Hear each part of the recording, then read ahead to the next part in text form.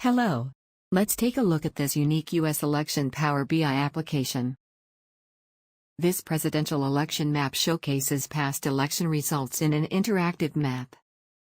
The map breaks down results state by state, includes future trends, and allows users to predict voting outcomes based on past elections.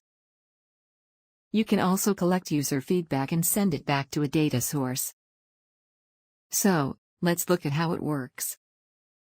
Clicking on a state converts it to Republican, clicking again changes the state to Democrat.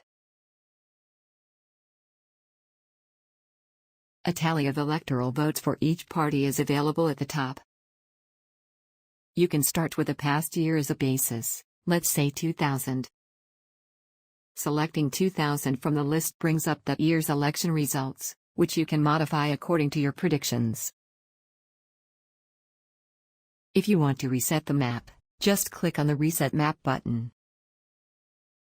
You can view historical data by hovering over a state as a tooltip, and by drill-through feature from the context menu of the state. Thanks for watching our video.